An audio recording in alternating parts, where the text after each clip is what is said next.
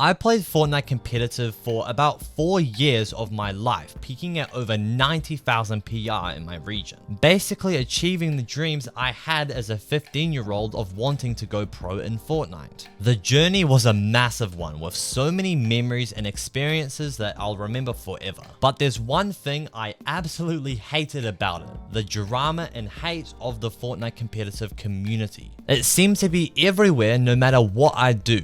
I get made fun of for playing placement during tournaments, made fun of for not having super fast mechanics, get roasted for literally just landing at certain drop spots, and so on. But fast forward and now I'm 21 years old, and now that I look back at my past experience and the current competitive community, it now just kind of seems funny to me, and the competitive community just completely reminds me of a high school with all this petty drama and fighting, etc. And the thing is, especially in this community, when you have the wrong mentality, this hate and drama can affect your decisions and make you do some dumb things. For example, when people used to make fun of me for playing placement during tournaments, I would then switch it up in the next tournament and try to go for more kills, just completely for the sake of trying to not be made fun of again, which in the end would just lead me to doing way worse than usual. So that's why in this video, I want to exactly explain and show to you how you should be reacting to all this hate and drama you will inevitably come across. The first thing you must do is stop fueling the fire. When people start making fun of you, insult you, or start drama with you, even if they aren't consciously thinking it, they are subconsciously trying to get a reaction back. That's why, from my own experience, the more I tried to reply and correct everyone that made fun of me, the worse it seemed to get and the more people seemed to join in on it. So what I ended up doing was just ignoring it as much as possible.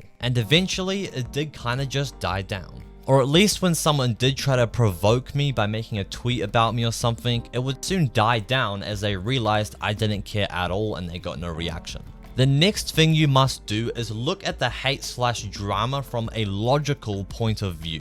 Because I found when receiving rude comments, I would almost look past what they were actually saying and mostly focus on the rude intentions of being mean behind it. Even though as much as possible you should be trying to avoid reading all these rude comments/drama, what you need to do when you do see the stuff that you see is try to pick out the good of it if there is any. What I mean by this is to see if what they're saying actually kind of makes sense and might be possibly something you should listen to, but then ignore the rude intentions behind it. Ultimately, just imagining the statement being said to you if there were no rude intentions behind it at all. And now the third thing to do is to turn this emotional energy that you get from the hate into motivation.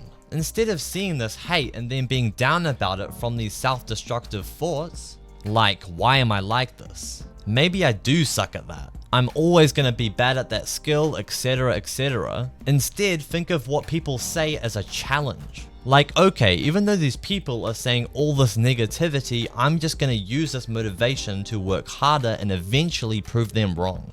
You gotta realize that when you have this anger and frustration inside of you, that is a source of energy. A lot of people will use that energy to do something like replying to the haters trying to correct them or just spiraling out of control into overthinking. But what you should do instead is use that energy and put it back into something useful for your future goals, like practicing the game. Okay, now I want to show you all these tips in action.